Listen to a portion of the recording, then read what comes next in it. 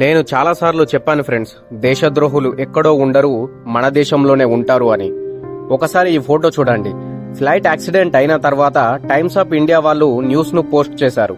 Plane crash అయిన వార్త విన్న దేశద్రోహులకు కడుపు చల్లబడ్డది. ఆ పోస్ట్ కి వాళ్ళు ఇచ్చిన రియాక్షన్స్ చూడండి, వాళ్ళు ఎలా నవ్వుతున్నారు. వీళ్ళందరిలో చాలా మంది మన ఇండియా వాళ్ళే ఉన్నారు. మన భారత ప్రభుత్వం దేశ రక్షణ కోసం బార్డర్ దగ్గర సైనికులను పెడుతుంది.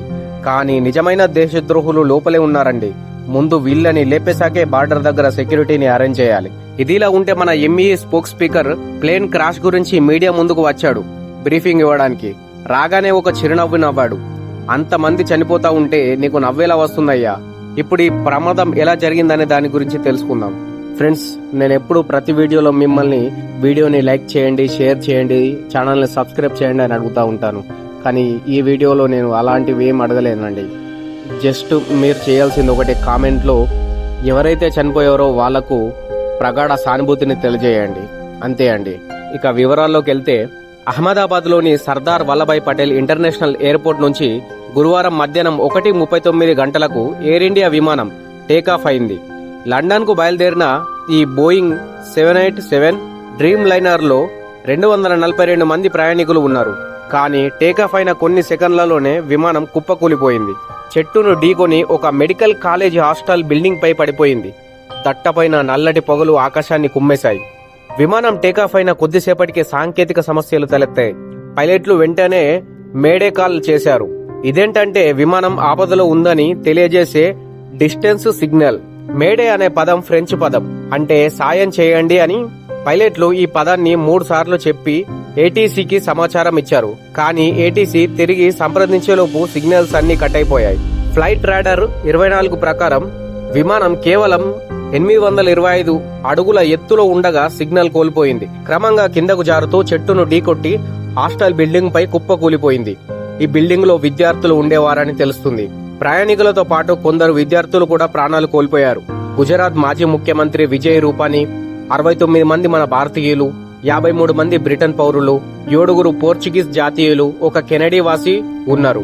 ఒక్క సెకండ్ లో వందలాది కుటుంబాల జీవితాలు తలకిందులయ్యాయి. ఇందులో నుంచి ఒకే ఒక్కడు బతికాడు. అతను విశ్వక్ కుమార్ రమేష్. ఫ్లైట్ నుండి వెంటనే బయటకు జంప్ చేశాడు. ఇతని సీట్ నెంబర్ 11A. ప్రమాదం జరిగిన వెంటనే ఎయిర్ ఫోర్స్ సిబ్బంది, అగ్నిమాపక దళం, అంబులెన్స్లు ఘటనా స్థలానికి చేరుకున్నాయి. ట్రాఫిక్ ను మళ్లించి రెస్క్యూ ఆపరేషన్స్ మొదలుపెట్టారు. Air India hot line number 1800-5691-444 ఏర్పాటు చేసింది బాధిత కుటుంబాలకు సమాచారం అందించేందుకు. ఈ ఘటనపై ప్రధాని మోదీ, రాష్ట్రపతి ద్రౌపది ముర్ము, బ్రిటన్ ప్రధాని కీర్ స్టార్మర్ తీవ్ర దిగ్భ్రాంతి వ్యక్తం చేశారు. పౌర విమానయాన శాఖ మంత్రి రామ్మోహన్ నాయుడు గారు అహ్మదాబాద్ కు వెళ్లి స్వయంగా పరిస్థితిని పరిశీలిస్తున్నారు. టాటా గ్రూప్ చైర్మన్ చంద్రశేఖరన్ గారు మృతుల కుటుంబాలకు ₹1 కోటి పరిహారం ప్రకటించారు. గాయపడిన వారికి విద్యా వైద్యం భరిస్తానని ప్రకటించారు. ఇది విమానయాన చరిత్రలో మరో బ్లాక్ మార్క్. గతంలో ఇలా ఫ్లైట్ యాక్సిడెంట్స్ ఎప్పుడెప్పుడు జరిగాయంటే 2020 కరోనా మహమ్మారి సమయంలో విదేశాల్లో చిక్కుకుపోయిన భారతీయులను స్వదేశానికి తీసుకువచ్చేందుకు చేపట్టిన ఆపరేషన్ లో భాగంగా బోయింగ్ 737-800 విమానం దుబాయ్ నుంచి కేరళలోని కోజికోడ్ బయలుదేరింది. అదే సమయంలో భారీ వర్ష కారణంగా అదుపు తప్పింది. 30 అడుగుల లోయలో పడి విమానం 2గా చీలిపోయింది. ఈ ప్రమాదంలో 2 పైలట్లతో సహా 21 మంది ప్రాణాలు కోల్పోయారు. 100 మందికి పైగా గాయపడ్డారు. తర్వాత 2010 మేలో మంగళూరు అంతర్జాతీయ విమానాశ్రయంలో ఎయిర్ ఇండియా ఎక్స్ప్రెస్ విమానం IX-812 కుప్పకూలింది. ఇది అత్యంత భారీ ప్రమాదం.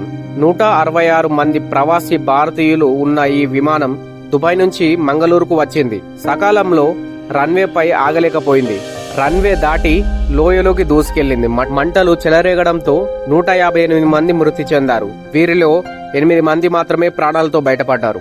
1998 జూలైలో బోయింగ్ 737-2A8 విమానం ల్యాండింగ్ సమయంలో అదుపు తప్పింది. జనాలు ఉన్న ప్రాంతంలోకి దూసుకెళ్లింది. ఈ ఘటన బీహార్లోని పట్నా విమానాశ్రయం సమీపంలో చోటు చేసుకుంది.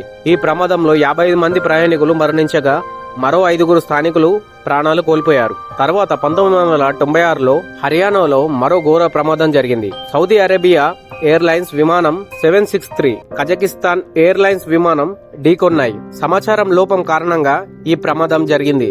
2 విమానాల్లో 340 మందికి పైగా ప్రయాణికులు, అందులో పనిచేసే సిబ్బంది మరణించారు. తర్వాత 1993 ఏప్రిల్లో మహారాష్ట్రలోని ఔరంగాబాద్ ఎయిర్పోర్ట్ నుంచి బయలుదేరిన ఇండియన్ ఎయిర్లైన్స్ కు చెందిన విమానం టేకాఫ్ సమయంలో ప్రమాదానికి గురైంది.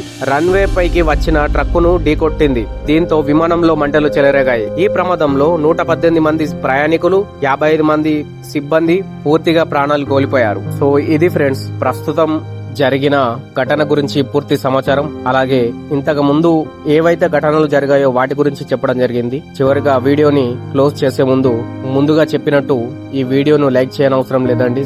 నా ఛానల్ ను సబ్స్క్రైబ్ కూడా చేయనవసరం లేదండి. ఎవరైతే ప్రాణాలు కోల్పోయారో వారికి మీ ప్రగాఢ సానుభూతిని కామెంట్ రూపంలో తెలియజేయండి. జై హింద్.